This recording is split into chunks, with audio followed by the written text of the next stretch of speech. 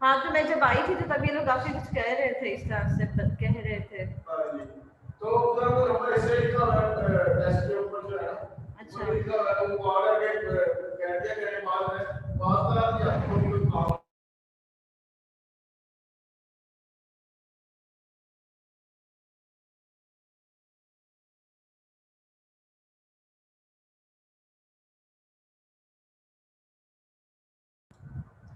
अस्सलाम वालेकुम स्टूडेंट, आवाज आ रही है सबको?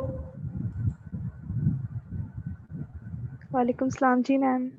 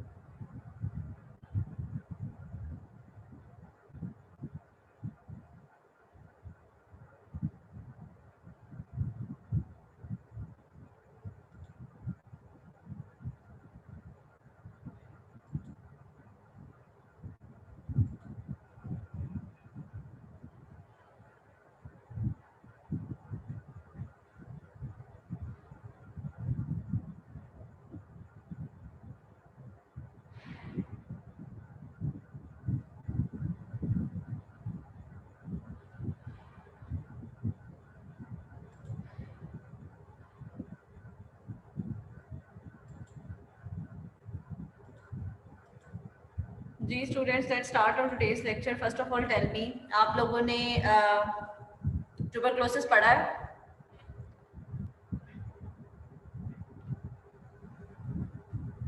यस मैम, बुक से थोड़ा बहुत पढ़ा है। क्यों थोड़ा बहुत, क्यों कंप्लीटली नहीं पढ़ा? आपको नहीं पता आपकी असेसमेंट है नेक्स्ट? कौन सी बुक से पढ़ा है मैम वो जो टेस्ट की सारी डिटेल्स टाइम थी लाइक फ्लूइड एस्पिरेशन ये सारा पीसीआर की वो सारी एक्सप्लेनेशन भी हमें याद करनी है जस्ट नहीं है। कौन सी एक्सप्लेनेशन? जी मैम। कौन सी एक्सप्लेनेशन? मैम मुझे टेस्ट जी पीसीआर हमारे पास फ्लूइड एस्पिरेशन वगैरह ये सब। सुनो, मैंने आपको बताया था कि अगर आपको बुक में से आप नहीं भी करते ट्यूबरक्लोसिस तो जितना हमने लेक्चर में कवर किया है और वो मैंने आपको उसके अलावा भी इसके बारे में डिटेल में बताया, बस अगर आप उतना भी कर लेते ना रिकॉर्डिंग सुन के, ठीक है, और लेक्चर में जितना लिखा हुआ है तो that is sufficient for you.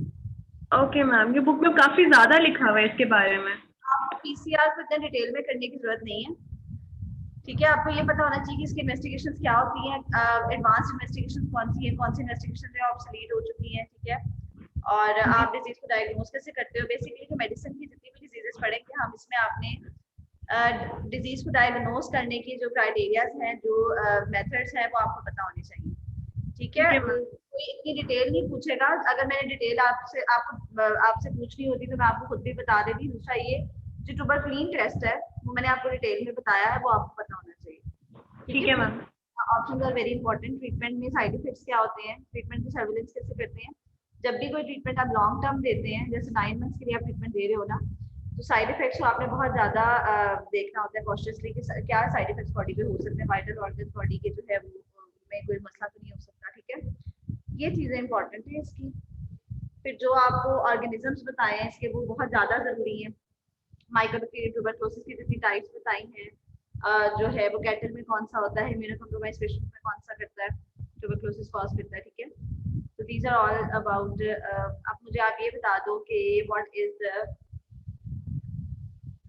Difference between primary and secondary tuberculosis, कौन बताएगा? मैम प्राइमरी वाले में ये होता है कि पर्सन पहले एक्सपोज नहीं होता और मोस्टली हम लोग चिल्ड्रन में देखते हैं, ठीक है, मैलनरिश्ड वगैरह चिल्ड्रन जो होते हैं इम्यूनो कॉम्प्रोमाइज। और सेकेंडरी में ये होता है कि पर्सन पहले एक्सपोज हुआ था, इन्फेक्शन उसका समहाउ ट्रीट हो गया, लेकिन बैक्टीरिया फिर भी कहीं ना कहीं था और या किसी भी वजह से वो दोबारा से उस इन्फेक्शन उसको हो गया, दैट इज सेकेंड।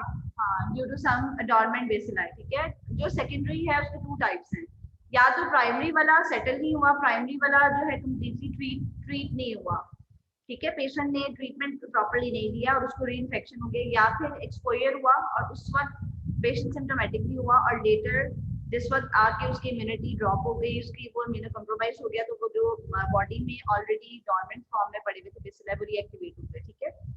फिर इसकी जो रेडियोग्राफिक फाइंडिंग्स हैं प्राइमरी और सेकेंडरी की, वो दोनों की डिफरेंट है, ठीक है। ग्रैनुलोमा के क्या कंटेंट्स होते हैं और ग्रैनुलोमा फॉर्मेशन जो होती है ट्यूबरक्लोसिस की टिपिकल ग्रैनुलोमा होता है, ठीक है, वो आपको पता होना चाहिए। फिर सेकेंडरी में जो सिवियरिटी ज्यादा होती है, कैविटेशन हो जाती है, जो कैविटी बन जाती है, जिस तरह से ग्राउंड से आप समझ लो कि अगर कैविटी बनती है ना, यहाँ अगर ऐसे अगर आप देख लें तो ये लंग है, यहाँ पे कैविटी बनती है, तो वो बर्स्ट होकर किस तरह से इफेक्ट करती है प्लूरा को, ठीक है, किस तरह से वो आउटवर्ड जो है वो दूसरे ऑर्गन्स में जाती है। सेकेंडरी ट्यूबरक्लोसिस जो होती है दैट इज मोर डेंजरस, ठीक है। ये जो इंपॉर्टेंट चीज है ना उसमें वो ये है कि बर्स्ट हो जाती है कैविटीज, प्लूरा को अफेक्ट कर देती हैं। कॉम्प्लिकेशंस क्या होती है दैट आर वेरी इंपॉर्टेंट, ठीक है, कि कॉम्प्लिकेशंस ट्यूबरक्लोसिस की क्या हैं। और मैंने आपको बताया था कि डिफरेंट टर्मिनोलॉजीज हम यूज करते हैं जब भी डिजीजेस पड़े होते हैं। प्रीडिस्पोजिंग फैक्टर्स क्या होते हैं, उसकी इटियोलॉजिकल फैक्टर्स क्या होते हैं, इंसिडेंस ऑफ द डिजीज क्या है, ठीक है, what are the causative agents. तो मेडिसिन से रिलेटेड जो आपसे क्वेश्चंस पूछे जाएंगे वो यही क्वेश्चंस हैं जो मैं बार बार रिपीट करती हूँ, ठीक है। Tuberculosis is a very very important topic. What BCG किस चीज का एब्रीविएशन है, व्हाट इज बीसीजी वैक्सीन, कब लगती है, what is the effect of BCG vaccine, ठीक है। अगर आप न्यूज अगर सुनते हो तो उसमें जब कोविड-19 की वैक्सीन बन रही थी तो उस वक्त ये भी सुनने में आया था कि जिन कंट्रीज में बीसीजी वैक्सीन लगी हुई थी ऑलरेडी, वहां पे जो कोविड-19 की सिवियरिटी है वो कम है। जैसे पाकिस्तान में आप देखो तो इतनी ज्यादा सिवियरिटी नहीं है कोविड-19 की, ठीक है, अगर आप कंपेयर करो विद अदर कंट्रीज। तो ये भी एक रिसर्च हुई थी, तो आपको बीसीजी वैक्सीन के बारे में पता होना चाहिए क्योंकि ये तो आजकल ये जो चल रहा है कोविड उससे रिलेटेड भी एक चीज है, ठीक है। इसके अलावा आपको ट्रीटमेंट इज वेरी इंपॉर्टेंट, ठीक है, कौन सा ट्रीटमेंट आपने कितने अर्से तक देना है, किस ट्रीटमेंट से आपका जो लिवर है वो इफेक्ट होता है। तो these are all about tuberculosis. Now, today's our topic is pneumonia. Pneumonia is a very important topic again.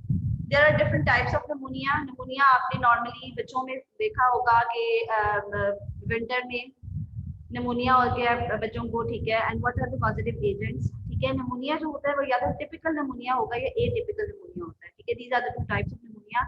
Basically tuberculosis इस लेक्चर में बहुत एडवांस फॉर्म में दिया हुआ, लेकिन निमोनिया बहुत ज्यादा शॉर्ट फॉर्म में दिया हुआ है, तो निमोनिया आपने बुक से कर लेना है. इनाम दानिश बुक जिसका मैंने आपको लिंक सेंड किया हुआ है, इसमें जो निमोनिया है वो 343 पेज से शुरू होकर है अप टिल 351 पेज तक, ठीक है, बल्कि 352 पेज तक. इसमें बेसिकली डिफरेंट टाइप्स ऑफ निमोनियाज हैं, ठीक है. एस्पिरेशन निमोनिया क्या होता है, what is community acquired pneumonia, what is hospital acquired pneumonia, and जो है वो टिपिकल निमोनिया क्या है, what is atypical pneumonia, what is the difference between the to, ठीक है.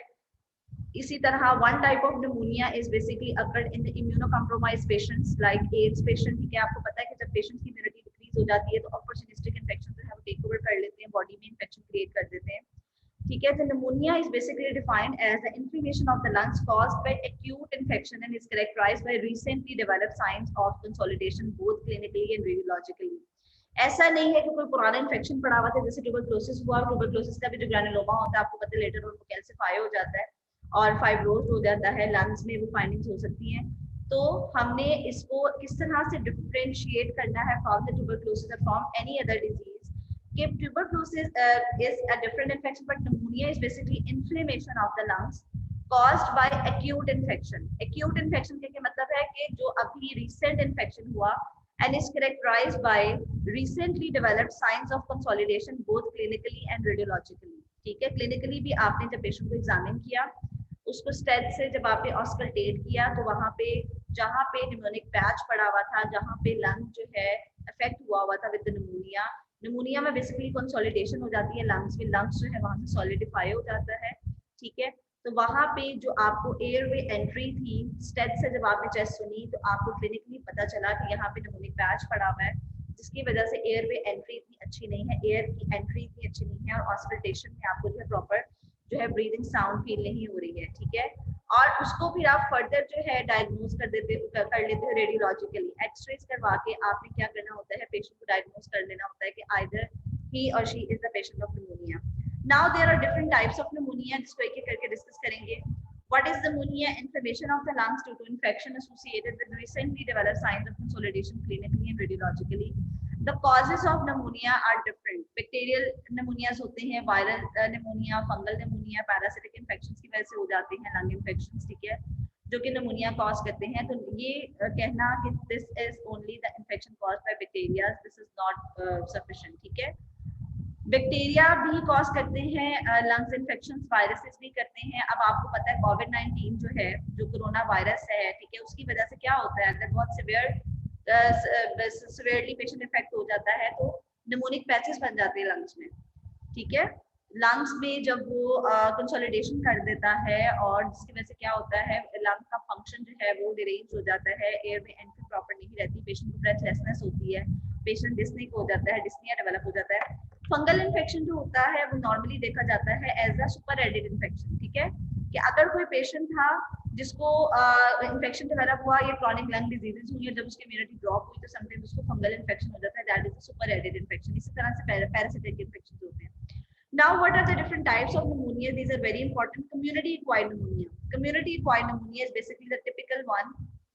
Community-acquired pneumonia, primary pneumonia से कहते हैं. इसकी भी दो types हैं. One is typical and the second one is atypical. ठीक है. Typical pneumonia में जो lobe of the lung है, जो lung के lobes हैं, वो affect होते हैं. और atypical pneumonia is a bronchopneumonia when bronchus is affected. ठीक है. Hospital-acquired pneumonia is another type of pneumonia. Hospital acquired pneumonia तभी पेशेंट को आप डायग्नोज करते हो जब पेशेंट का हॉस्पिटल स्टे जो है 48 आवर्स से ज्यादा हो, ठीक है. 48 आवर्स में हॉस्पिटल एक्वायर्ड निमोनिया जो है वो डेवलप होता है. हॉस्पिटल में जो डिफरेंट टाइप्स ऑफ इन्फेक्शन होते हैं, ठीक है, आपको पता है जब भी आप हॉस्पिटल में कोई पेशेंट एडमिट होता है तो उसको हॉस्पिटल एक्वायर्ड इन्फेक्शन हो जाते हैं. ऑलरेडी वहाँ पे जो पेशेंट मौजूद होते हैं उनसे रिलेटेड जो इन्फेक्शन होते हैं, दैट इज नोसोकोमियल इन्फेक्शन और हॉस्पिटल एक्वायर्ड इन्फेक्शन. तो hospital acquired pneumonia is another type of pneumonia. The third type is aspiration pneumonia. Aspiration pneumonia जो है, this is very important type of pneumonia. इसमें क्या होता है कि पेशेंट की ओरोफेरिंक्स से या जो ओरल कैविटी है, नेजल कैविटी, नेजोफेरिंक्स से स्क्रीशन जो है वो एस्पिरेट पेशेंट कर लेता है इनटू द लंग्स. इसकी डिफरेंट जो है वो कॉजेज हो सकती हैं. If a patient is unconscious, ठीक है, पेशेंट अनकॉन्शियस है, उसके सिक्रीशन जो है वो लंग्स में चली गई and they can cause pneumonia. और आपने पेशेंट को जो है ट्रेकियल ट्यूब्स पास की या नेजोगैस्ट्रिक ट्यूब्स होती हैं, ठीक है, जो कि फीडिंग ट्यूब्स भी होती हैं, वो आपने पास की और जिसकी वजह से पेशेंट को ट्रॉमा हुआ और सिक्रीशन जो है उसकी जो ओरल कैविटी से या फिर जो नेजोगैस्ट्रिक जो ट्यूब्स हैं उससे पेशेंट की लंग्स में सिक्रीशन चलेगी. That is aspiration pneumonia. ठीक है, तो aspiration pneumonia is another type of pneumonia and the fourth type is pneumonia in the immuno compromised patients.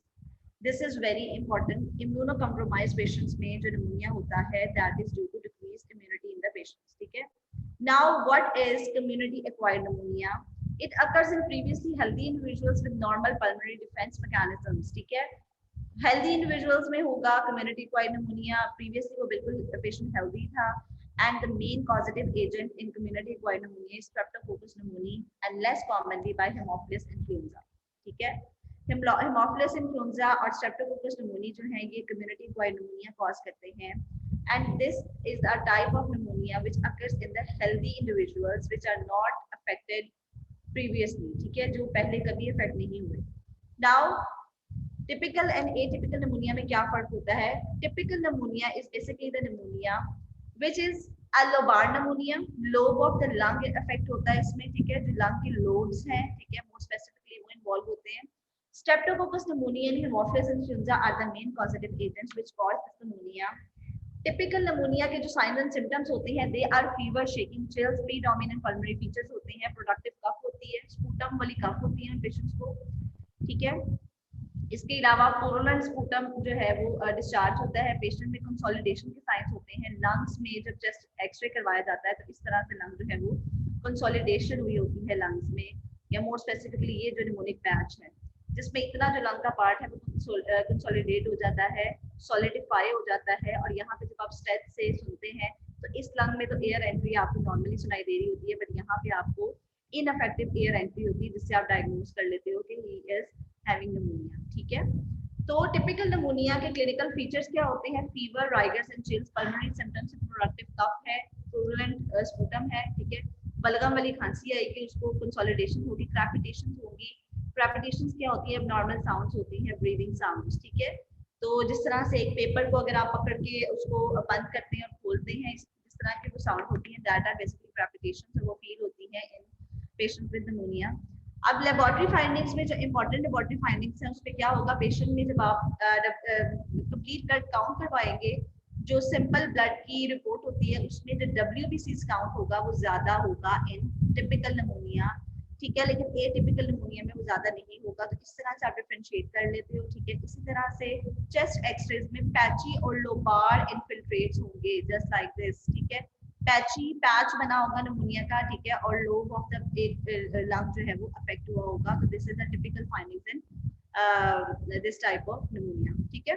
तो टिपिकल निमोनियाज जो है उनके clinical features are different from atypical. Atypical pneumonias जो है basically they are caused by mycoplasma pneumoniae, Legionella pneumophila, Chlamydia, viral pneumonias हो जाते हैं, Streptococcus pneumoniae. ठीक है. तो these are basically the atypical pneumonia which is also called bronchopneumonia. अब इसमें जो पॉजिटिव एजेंट्स हैं वो यहाँ पे मेंशन हैं. ठीक है. एटिपिकल निमोनिया जो है वो कॉज होता है इन ऑर्गेनिजम्स की वजह से. These are very very important organisms. ठीक है. और what are the signs and symptoms? There are non pulmonary features predominate like fever, dry cough, myalgias होते हैं, बॉडी में पेन्स, मसल फटीगेबिलिटी होती है, आर्थराइटिस होते हैं, जॉइंट पेन्स होती हैं, पेशेंट को हेडेक होती है, sore throat, nausea, vomiting and diarrhoea. These are the features of atypical pneumonia. ठीक है. अगर तो ये फीचर्स होंगे पेशेंट को, तो पेशेंट को जो है टिपिकल निमोनिया नहीं है, पेशेंट को ब्रोंकोनिमोनिया है. पेशेंट के लंग्स अफेक्ट नहीं हुए हुए, lobes of the lung affect नहीं हुए हुए. ठीक है, उसको ब्रोंकोनिमोनिया है. ब्रोंकस और ब्रोंक्यूल्स जो है वो अफेक्ट हुए हुए हैं. and there are non-pulmonary features mostly fever, dry cough, myalgias, arthralgias, headaches, sore throat and all these things. ठीक है. Clinical features को आप correlate करेंगे with laboratory findings, and what are the laboratory findings which differentiate this atypical to typical pneumonia? No leukocytosis, WBC count इसमें नहीं raised होगा. Another important thing, obviously जब patchy और non lobar type of pneumonia है तो कोई patch इस तरह से डेवलप नहीं हुआ होगा, ठीक है, और ना ही पेशेंट को जो है वो इस तरह से कंसोलिडेशन हुई होगी इन द लंग्स, ठीक है. तो these are the differences between the two. Now, what is a typical pneumonia? What are the features of typical pneumonia? This is very important. Typical pneumonia is basically, as you know, is caused by Streptococcus pneumoniae and less commonly by H influenza. This is the very important point. Mostly typical pneumonia Streptococcus pneumoniae से ही होती है, ठीक है, और less commonly it is caused by H influenza, ठीक है. Now, what is the features? Onset जो है typical pneumonia का, that is often sudden, अचानक से develop हो जाता है with a minor respiratory infections. Fever 39 to 40 होगा with rigors and chills. अब आपको पता है कि सर्दी लग के जो फीवर होता है वो मलेरिया में होता है, ठीक है. दूसरा जो अब आपने पढ़ा डिजीज वो है typical pneumonia caused by streptococcus pneumonia, जिसमें राइगर्स एंड चिल्स के साथ बुखार होगा. पेशेंट आके आपको हिस्ट्री देगा कि उसको बुखार के साथ जो है वो सर्दी लगती है, कपकपी तारी हो जाती है, उसको जो है वो बहुत घबराहट होती है. तो this is the feature of typical pneumonia. Headache, body pens, vomiting and confusion in elderly, ठीक है. जो एल्डर्स होंगे, जो ओल्ड एज में पेशेंट्स होंगे, उनमें कंफ्यूजन डेवलप हो जाएंगी. पेशेंट जो है वो मेंटली जो है वो इतना ज्यादा साउंड नहीं होगा, पेशेंट आकर आपको प्रॉपर्ली हिस्ट्री नहीं दे सकेगा.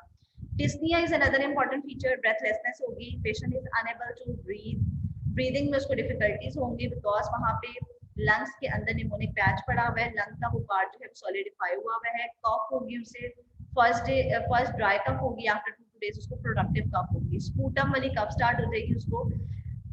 Then you have to investigate, ठीक है, ग्राम स्टेनिंग आप करवाओगे स्पूटम की. उसी तरह जैसे आप ट्यूबरक्लोसिस में बलगम का टेस्ट करवाते हैं, इसमें भी आप कल्चर एंड सेंसिटिविटी के लिए जब आप स्पूटम सेंड करेंगे तो उसमें आप ग्राम स्टेनिंग करवाएंगे तो ग्राम पॉजिटिव आपको बेसिलाई मिलेंगे उसमें, ठीक है. तो this is all about the typical pneumonia, ठीक है. Now, typical pneumonia, chest X-rays आप करवाते हैं investigations में, CTC में ESR is raised. ESR क्या है? Erythrocyte sedimentation rate. ESR is always raised if there is some infection going on in the body. अगर body में कोई infection चल रही है, चाहे वो किसी किस्म की भी infection है, तो ESR जो है वो ऐसा टेस्ट है जो indicate करता है that there are some infections in the body. Either अभी हमने स्पेसिफिक साइट ऑफ इन्फेक्शन को जो है वो डायग्नोज नहीं किया, बट स्टिल ESR हमें ये बता देता है कि बॉडी में इन्फेक्शन चल रहा है. It is also raise in tuberculosis. Obviously tuberculosis भी एक इन्फेक्शन है. इसी तरह जब आप WBC काउंट करवाते हैं, कंप्लीट ब्लड पिक्चर में WBC count is very important. WBC count जो व्हाइट ब्लड सेल काउंट होता है वो मोर देन 15,000 होगा. नाउ अब आप मुझे ये बताएं कि what is the normal range of WBC.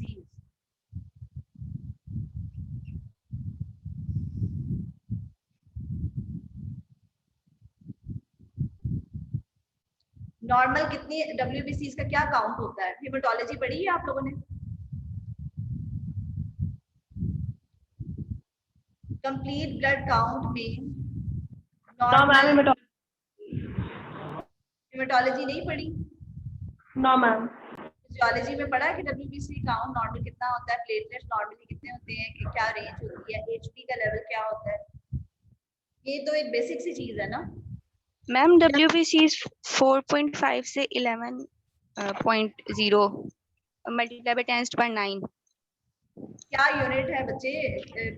Ma'am पर लीटर्स में मैम नहीं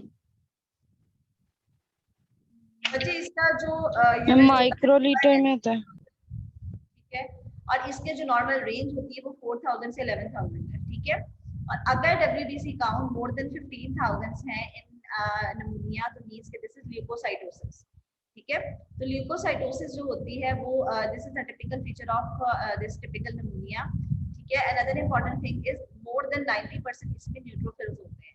अगर आप कभी कंप्लीट ब्लड काउंट, अगर आप कभी एक जो सिंपल एक ब्लड रिपोर्ट होती है जिसमें HP काउंट होता है WBCs का काउंट लिखा होता है, प्लेटलेट्स का लिखा होता है, तो अगर आप उसको गौर से देखो तो उसके नीचे जो है फर्दर WBCs को एलैबोरेट किया होता है कि इसमें न्यूट्रोफिल्स कितने परसेंट है, इओसिनोफिल्स कितने परसेंट है, बेसोफिल्स कितने परसेंट है, ठीक है।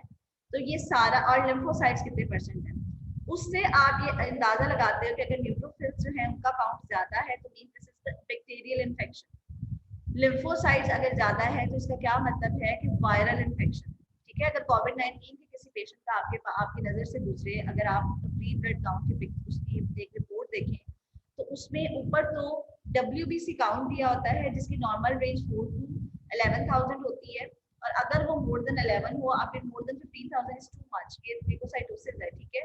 तो उसी के नीचे WBCs को मजीद एलैबोरेट किया होता है कि इसमें से कौन से सेल्स जो है मोर स्पेसिफिकली उनका काउंट ज्यादा है। न्यूट्रोफिल्स के ज्यादा होने का मकसद क्या है कि bacterial infection is going on in the body. Lymphocytes अगर ज्यादा हो जाते हैं तो इसका क्या मतलब है कि बॉडी में कहीं वायरल इन्फेक्शन चल रहा है, ठीक है। इसी तरह बेसोफिल्स हैं, इओसिनोफिल्स है। इओसिनोफिल्स आपको पता है कि अगर बॉडी में कोई एलर्जी रिएक्शन हो रहे हो, ठीक है, एनाफिलैक्टिक शॉक में पेशेंट हो या पेशेंट को कोई एलर्जिक रिएक्शंस हैं बॉडी में, तो इओसिनोफिल्स का काउंट है वो ज्यादा होगा। इसी तरह इन्फ्लेमेटरी कंडीशन अगर है तो बेसोफिल्स ज्यादा हो जाते हैं, ठीक है। तो आपने रिपोर्ट देखनी है, अगर आपकी नजर से गुजरे तो आप उसको देखा करें, ठीक है। ESR आपको मैंने बताया है कि ESR हमेशा रेज होता है इन इन्फेक्शन, ठीक है। WBC count do not raise in atypical pneumonia.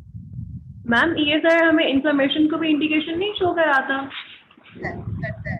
ESR inflammation को भी शो करता है, ESR किसी किस्म के इन्फेक्शन को भी शो करता है। इवन के ESR जो है वो रेज प्रेगनेंसी में भी होता है, ठीक है।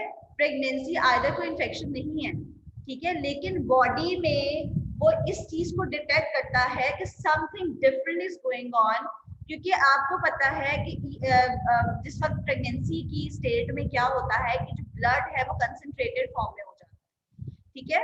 जो प्लाज्मा है, प्लाज्मा लेवल कम हो जाता है, हेमाटोक्रिट लेवल ज्यादा हो जाता है। तो दिस इज है ही ये एरिथ्रोसाइट सेडिमेंटेशन रेट, ठीक है। एरिथ्रोसाइट्स का सेडिमेंटेशन रेट है, तो जब कंसंट्रेशन ऑफ द ब्लड भी ज्यादा हो जाती है तो तब भी ESR ज्यादा हो जाता है।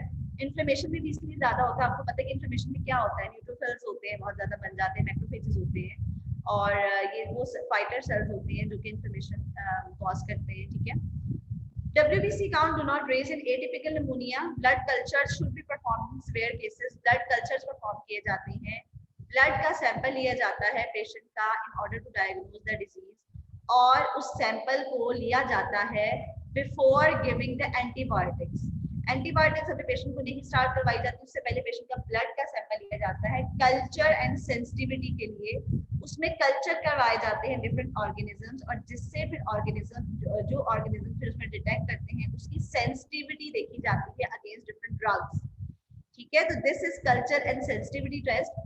जैसे फर्ज करें कि अगर हम इस पेशेंट का जिसको टिपिकल निमोनिया है उसका ब्लड कल्चर करवा लेते हैं, तो उसमें स्ट्रेप्टोकोकस निमोनिया आप डिटेक्ट कर लेते हो, ठीक है। स्ट्रेप्टोकोकस निमोनिया आगे, उसके बाद आप उसको सेंसिटिविटी के लिए भेजते हो उस सैंपल को कि ये जो ऑर्गेनिज्म है ये किन ड्रग्स से सेंसिटिव है और कौन सी ड्रग्स आपने देनी है, ठीक है। तो culture and sensitivity test is very very important to diagnose any type of disease and for treatment also. Serological test for pneumococcal antigen in serum more sensitive than sputum examination. This is the advanced test जिसमें आप antigen pneumococcal antigen को detect करते हैं। ABGs in severe cases with hypoxemia. Acid base gases करवाई जाती हैं। Acid base gases तब करवाई जाती हैं जब पेशेंट इतना severe केस ऑफ निमोनिया है जिसमें इतने ज्यादा निमोनिक पैचेस बन गए हैं कि पेशेंट को जो ऑक्सीजन एंट्री है वो बॉडी में नहीं हो रही, और जब आप ये ब्लड गैसेस करवाते हैं तो उससे आप पता चला लेते हैं कि पेशेंट में ऑक्सीजन की कमी हो गई है, ठीक है, due to inadequate entry of oxygen into the lungs, due to obstruction over there, due to consolidation, तो वहां पे लंग्स कंसोलिडिफाई हो रही है। This is the main issue basically in severe cases of कोविड-19 आल्सो। कोविड-19 में भी जब निमोनिक पैचेस बन जाते हैं लंग्स में, पुअर एयर एंट्री हो जाती है, पेशेंट वेंट्स पे चले जाते हैं, हाइपोक्सीमिया हो जाता है, ऑक्सीजन की कमी हो जाती है, पेशेंट को हाई फ्लो ऑक्सीजन की जरूरत होती है, ठीक है। Now this is the radiographs, ठीक है, ये नॉर्मल चेस्ट एक्सरे है, this is the pneumonic x-ray, ठीक है, जिसमें ये पूरा लंग अफेक्ट हुआ हुआ है, इस पूरे लंग में जो है कंसोलिडेशन डेवलप हुई भी है, ठीक है। और यहाँ पे एयर एंट्री भी ऑब्वियसली नहीं है, एयर एंट्री लंग्स में अगर होगी तो वो ब्लैकिश नजर आते हैं। ब्लड एंड म्यूकस टेस्ट करवाते हैं to measure your white blood cell count and look for presence of viruses, bacteria और अदर ऑर्गेनिजम्स, ठीक है। तो आप म्यूकस टेस्ट भी करवा लेते हैं, स्पूटम टेस्ट है, और ब्लड कल्चर्स भी करवा लेते हैं, ठीक है। इसी तरह से वायरल वर्सेस बैक्टीरियल निमोनिया भी, this is the bacterial pneumonia, ठीक है। बैक्टीरियल निमोनिया में इस तरह से पैच डेवलप हो जाता है, लेकिन जो वायरल निमोनिया होता है वो पूरे लंग्स को अफेक्ट करता है और पूरे लंग्स में ही हेजीनेस हो जाती है, ठीक है। इस तरह से हेजीनेस डेवलप हो जाती है पूरे लंग्स में। Now what are the danger signs in pneumonia, this is very important. कौन से पेशेंट्स हैं जिनको आपको फौरन से ट्रीट करना है, जिनको हॉस्पिटलाइजेशन की जरूरत है, जिनको फौरन से हॉस्पिटल लेके जाना है और उनको जो है वो ट्रीटमेंट स्टार्ट करवाना है। अगर तो पेशेंट का रेस्पिरेटरी रेट जो है वो मोर देन 30 है। अब आप मुझे ये बताओ कि what is a normal respiratory rate पर मिनट, कितना रेस्पिरेटरी रेट होता है normal person? Ma'am 12 to 14 breaths per minute।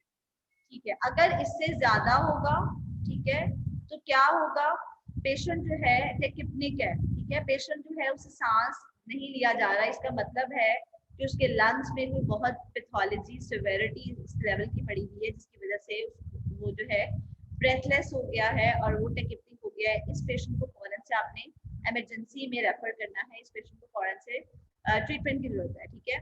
इसी तरह अगर टेकिकार्डिया है, हार्ट रेट ज्यादा हो गया है मोर देन 140, तो उस पेशेंट को फौरन से रेफर कर देते हैं और हॉस्पिटलाइज करवा देते हैं। हाइपोटेंशन इज अनदर साइन, ठीक है, and this is another danger sign in pneumonia. Hypotension if the systolic blood pressure is less than 90 and diastolic is less than 60, means के पेशेंट हाइपोटेंशन में चला गया है। अनदर इंपॉर्टेंट थिंग इज आपने patient के blood gases करवाई, ए से बेस जो पेशेंट की ब्लड गैसेस का टेस्ट है वो करवाया। आर्टीरियल ब्लड गैसेस हैं basically ABGs, arterial blood gases. जब आपको पता है कि जब भी आप कोई सैंपल लेते हो तो वेन से लेते हो और वेन में ही इंजेक्शन आप लगाते हैं, बट जो एबीजीज होती हैं, आर्टीरियल ब्लड गैसेस होती है, वो आर्टरी से ली जाती है। जैसे कि आप यहाँ पे रेडियल पल्स को फील करते हो, that is basically radial artery. उस पल्स को फील करते करते अगर आप सीधी अगर सिरिंज इंजेक्ट कर देते हैं उस साइड पे, तो इसका मतलब है कि आप आर्टरी से ब्लड ले रहे हो, और आर्टरी से ब्लड लेने का एक यानी कि ये भी तरीका होता है, या आपको कैसे पता चले कि आप आर्टरी से ही ब्लड ले रहे हो या वेन से, कि जब आप सीधी रेडियल पल्स वाली साइड पे आप सिरिंज इंजेक्ट करते हैं तो आप उस सिरिंज को छोड़ देते हैं। आर्टरी का प्रेशर इतना ज्यादा होता है कि वो सिरिंज जो है वो खुद से फिल हो जाता है, ठीक है। आप उसका जो प्लंजर होता है पीछे वाला, उसको आप अगर ना भी बाहर को फोर्सफुली निकालो, तो आर्टरी से जो ब्लड होता है वो खुद ही से सिरिंज में प्रेशर से फिल अप हो जाता है। दिस इज अनदर इंडिकेशन कि आपने आर्टरी से ही ब्लड लेना है, वेन से नहीं लेना, to see the blood gases. तो हाइपोक्सीमिया आप कैसे डिटेक्ट करते हो? आप आर्टीरियल ब्लड गैसेस करवाते हो, उसमें अगर partial pressure of oxygen less than 60 आता है, तो this is another danger sign कि पेशेंट जो है उसके लंग्स जो है वो इनएडिक्वेटली ऑक्सीजन की एंट्री हो रही है उसमें, और बॉडी के अंदर ऑक्सीजन की कमी हो रही है। तो इस पेशेंट को फौरन से आपको हॉस्पिटलाइज करना है, हाई फ्लो ऑक्सीजन पे रखना है। अगर तो पेशेंट इतना ज्यादा सिवियर है कि वो हाइपोटेंशन में जा रहा है, तो उस पेशेंट को फौरन से वेंटिलेटर की जरूरत भी पड़ती है, ठीक है, जो कि असिस्टेड रेस्पिरेशन है, ठीक है। और अगर patient confusion is another danger sign. Elder patient, old age में कोई पेशेंट है, ठीक है, उसको निमोनिया डेवलप हुआ और पेशेंट से ड्राउजी हो गया, तो उसको भी आपने फौरन से हॉस्पिटलाइज कर देना। Now these are the indications for hospitalisation. Elderly more than 65 years, comorbid conditions हैं, रीनल, हार्ट डिजीजेस हैं, lung diseases, diabetes, immunocompromise patient है, तो these are basically the patients जिसको आपने फौरन से हॉस्पिटलाइज करना है। ल्यूकोपीनिया है, एक हमने पढ़ा है ल्यूकोसाइटोसिस, जिसमें आरटीसी जिसमें डब्ल्यूबीसी काउंट बहुत ज्यादा था, more than 15,000। But another important condition is leucopenia. Sometimes infection इतना ज्यादा होता है कि सारे जो डब्ल्यूबीसीज होते हैं, जो फाइटर सेल्स होते हैं, वो वहां पे जाके कंज्यूम हो जाते हैं at the site of infection, और बॉडी में डब्ल्यूबीसी का काउंट कम हो जाता है। If it is less than 5,000 WBC count, तो this is the clear indication for hospitalization. Streptococcus aureus infection, gram-negative bacteria, skin infection, anaerobes as a cause of pneumonia, तो आप hospitalize कर दें, ठीक है। Development of complication, meningitis develop हो गया, patient को इन्फ्लेमेशन ऑफ meninges है। एम्पाइमा हो गया, एम्पाइमा इज बेसिकली द पस कंटेनिंग कैविटीज बन गई हैं। आर्थराइटिस हो गए हैं पेशेंट को, एंडोकार्डाइटिस हो गए हैं, तो आपने पेशेंट को फौरन से हॉस्पिटलाइज कर देना है। या पेशेंट आपके पास ओपीडी में आया था, आउटडोर पेशेंट था वो, ठीक है, आउट पेशेंट डिपार्टमेंट में आया था और वहां पे आपने जब उसको ट्रीटमेंट दी तो वो ट्रीटमेंट उसकी फेल हो गई, ठीक है, और inability to take oral medication. आपको पता है अगर पेशेंट ओरल मेडिकेशन नहीं ले सकता तो उसको हॉस्पिटलाइज करके फिर आईवी इंजेक्शन दिए जाते हैं। तो these are all the indications for hospitalization, ठीक है, समझ आ गई बच्चों?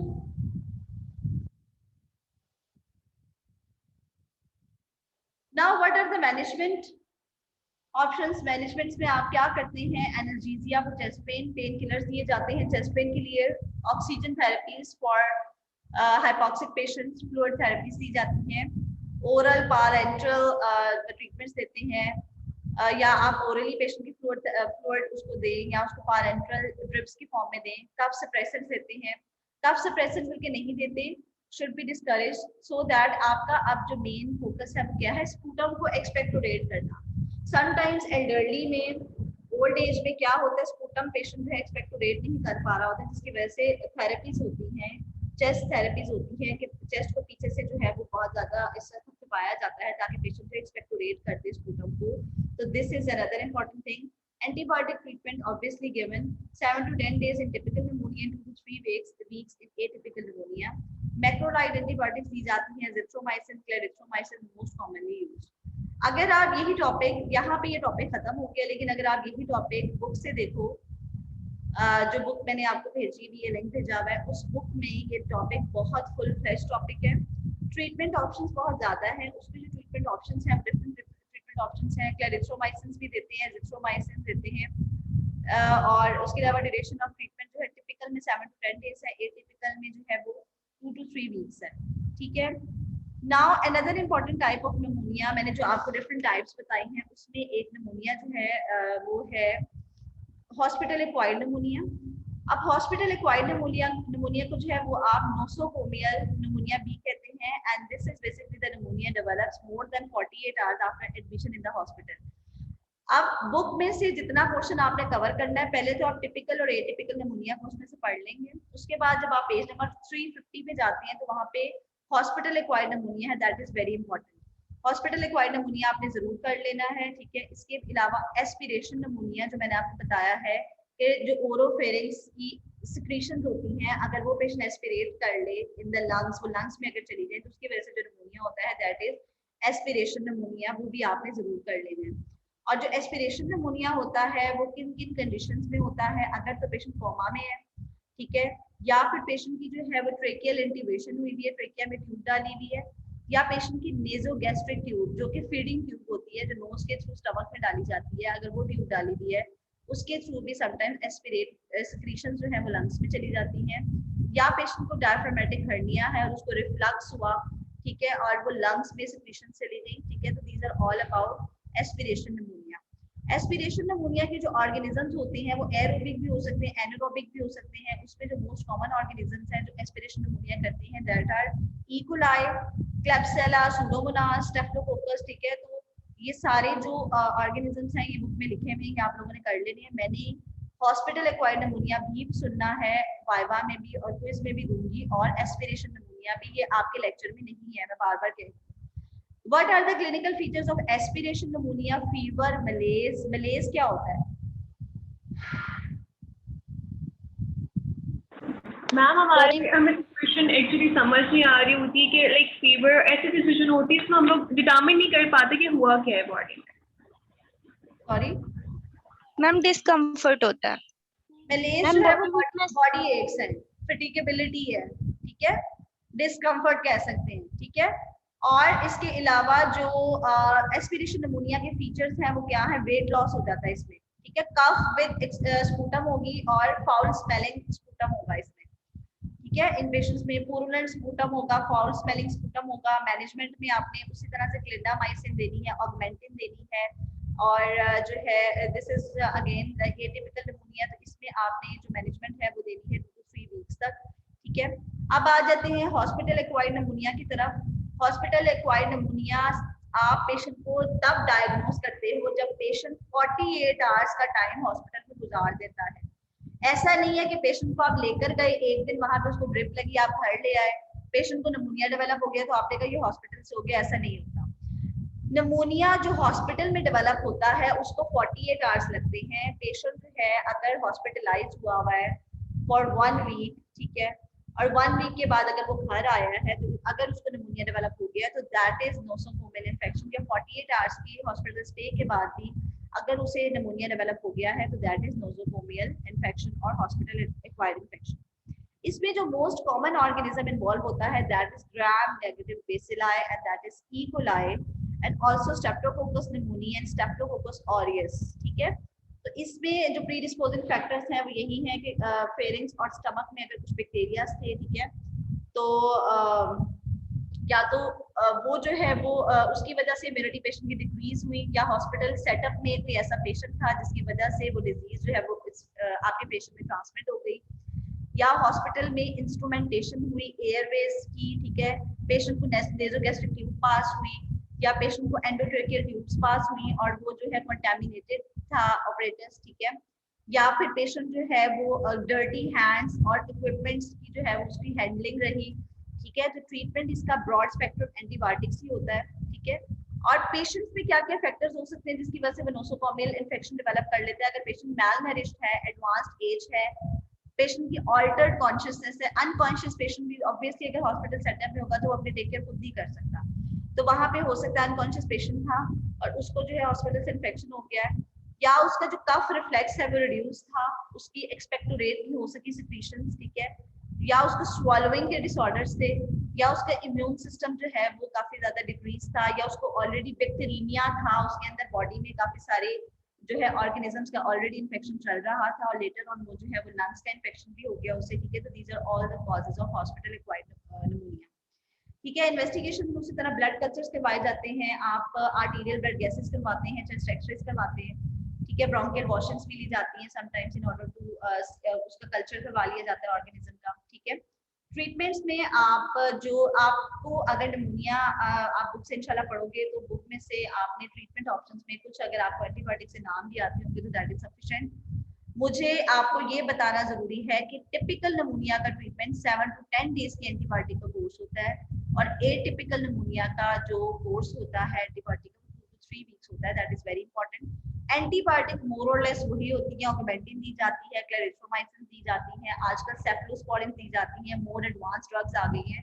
और अगर आप ये कहते हैं ड्यूरिंग वाइवा कि आप ब्लड कल्चर करवाते हैं, कल्चर एंड सेंसिटिविटी के बाद ऑर्गेनिज्म की जिस ड्रग से सेंसिटिविटी आती है तो वो ड्रग उसकी जो है वो ट्रीटमेंट ऑफ चॉइस होती है in order to treat the pneumonia, ठीक है। तो this is a very best answer कि पेशेंट की जिस ड्रग से सेंसिटिविटी है उससे अगर उसे ट्रीट किया जाएगा तो पेशेंट जो है उसके सिम्टम्स रिलीव हो जाएंगे, ठीक है। और एंटीबायोटिक्स कुछ आप याद कर लें, ओरल ऑगमेंटिन भी दी जा सकती है, इंजेक्शन की फॉर्म में भी दी जा सकती है, क्लेरिथ्रोमाइसिन भी दी जाती हैं, अमाइनोग्लाइकोसाइड्स भी दिए जाते हैं, सेफ्लोस्पोरिन्स जो है वो मोर एडवांस ड्रग्स हैं जो आजकल जो है वो मार्केट में है और उससे पेशेंट को जो है ट्रीट किया जाता है, ठीक है। आपको पता है कि ड्रग की रेजिस्टेंस डेवलप हो जाती है डे बाय डे। जो पहले ड्रग्स हम अपने बचपन में खाते थे वो अब इतनी ज्यादा जो है उनकी आप ये समझ लो सेंसिटिविटी नहीं रही, ना ही वो ज्यादा इतनी ज्यादा कवरेज देती हैं वो ड्रग्स, ठीक है। अमॉक्सिल, अगर एक सिंपल सी मैं आपको एग्जांपल दूं तो अमॉक्सिसिलिन कैप्सूल जो है वो पहले बहुत ज्यादा इफेक्टिव कैप्सूल होता था लेकिन आजकल उसकी इफेक्टिविटी कम हो गई है, ठीक है ना। और आजकल कोविड में जैसे आप देखो तो एजिथ्रोमाइसिन जो है वो बहुत हेल्पफुल है, जो एजोमैक्स कैप्सूल है, ठीक है। इसी तरह से सेफ्लोस्पोरिन्स की जो 4th जनरेशन है जो आजकल बिल्कुल लेटेस्ट जनरेशन है, सेफिबाइम आई थिंक उसकी ड्रग है, वो भी बहुत इफेक्टिव है इन टुडेज इन्फेक्शंस, ठीक है। बच्चों समझ आ गई इस चीज की? तो निमोनिया यहाँ पे बहुत कम दिया हुआ है, आप इसको बुक से कर लें और बुक में बहुत सारे निमोनियाज दिए हुए हैं, उसमें आप हॉस्पिटल एक्वायर्ड रेस्पिरेशन निमोनिया कर लें, इसके अलावा टिपिकल और एटिपिकल तो आपने करना ही है, ठीक हो गया बच्चों? सबको पता है ना कि आपका क्विज है 3 जून को।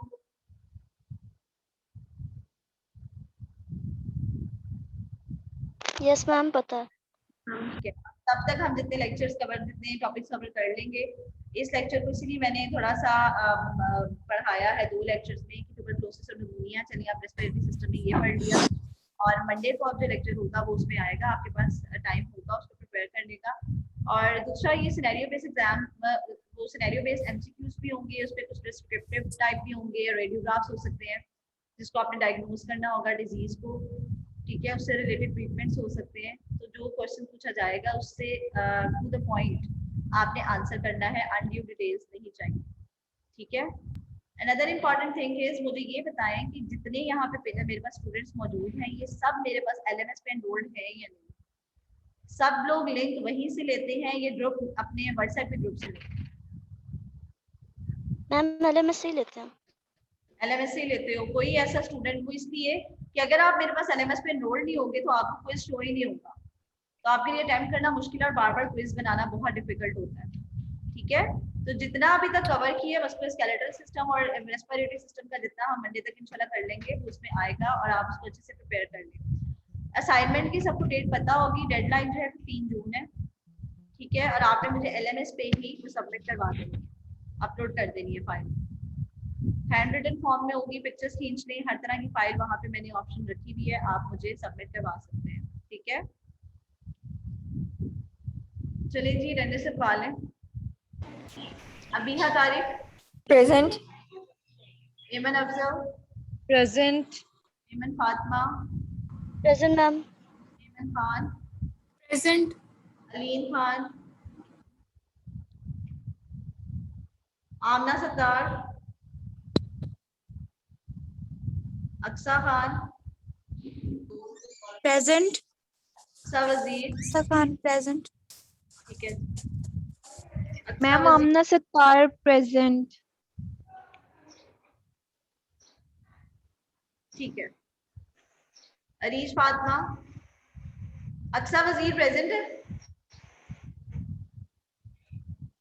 Arish Fatima, Areesha Younus, present. Fatima, present.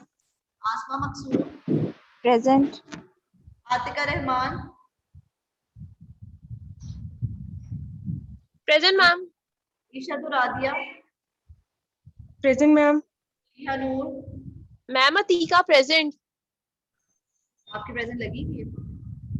Isha Radia present, Fariha Noor, present. Fariha Noor, present ma'am. Okay. Present. Fatima Azhar, present.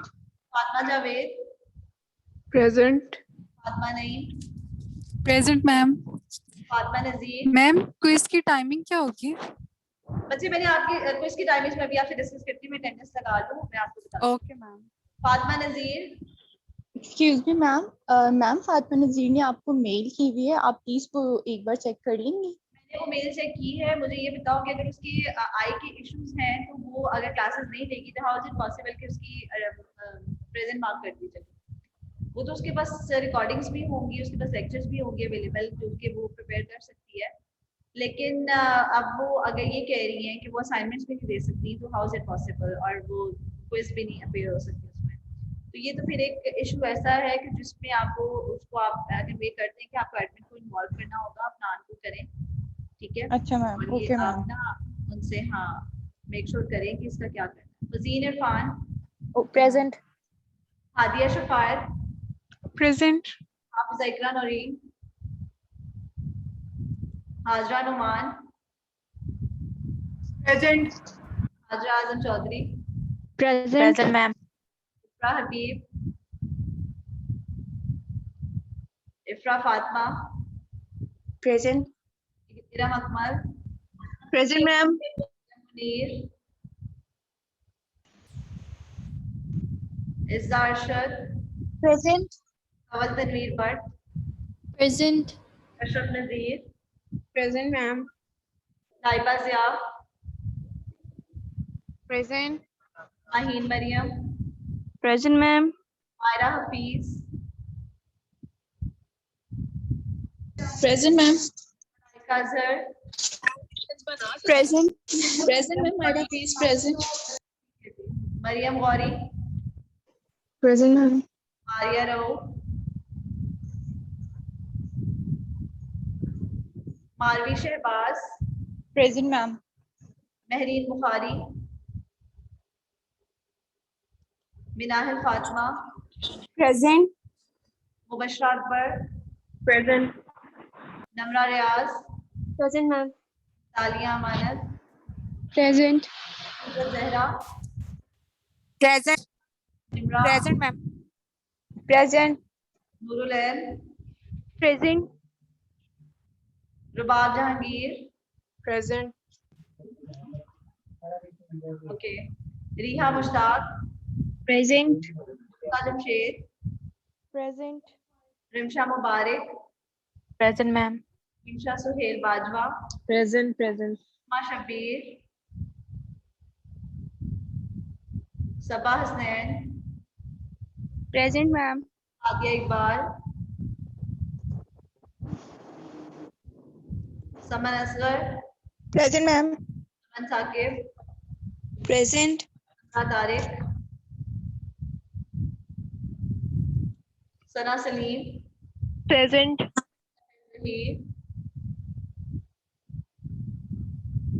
Ma'am Samra Tariq present है, उसका माइक नहीं चल रहा। Safia Baba is present, Ma'am. Hanja, Present, ma'am. Ahsan Mushtaq, Syeda Nusha Ali, Present, ma'am. Syeda Rida Batool,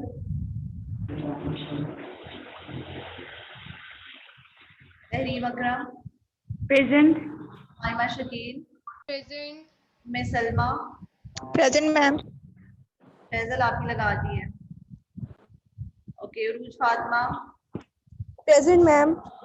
नैनब Shahid, Present, ma'am. Meena Ehsan, Present. ठीक है जी, और तो किसी की नहीं रह गई।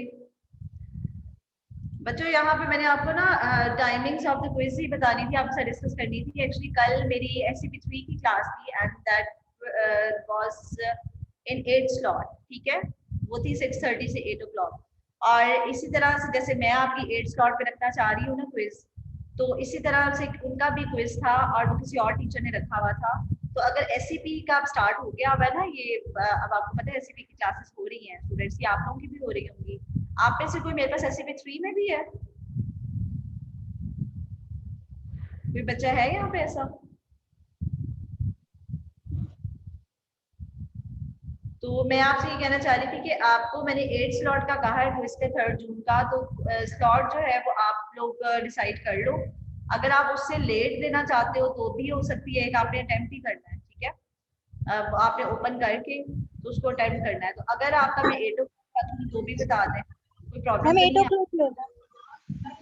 मैं ये चाह रही थी कि अगर आपकी SCP नहीं भी है तो आपको थोड़ा सा टाइम मिल जाए और फिर आप आराम से अपने अटेम्प्ट कर लो, ठीक है। उसको जस्ट आपने को इसको ओपन करना है, SCP होगी और समटाइम टीचर्स भी लेट कर देते हैं, तो आप थोड़ा सा लेट ही कर दें। मैम 8 o'clock लेना आप, जब 8 o'clock SCP का खत्म हो। इसलिए भी कह रही हूँ जी जी, आपकी हैंड रेज़ Yes, किया ma'am, है। 8 o'clock।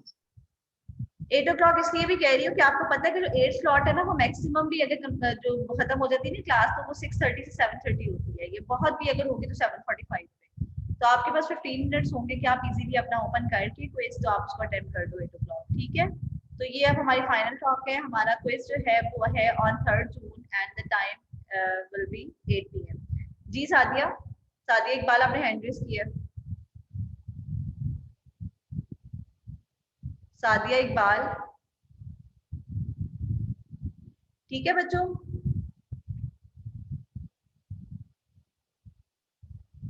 ओके जी, टेक केयर, अल्लाह हाफिज। अल्लाह हाफिज़ मैम।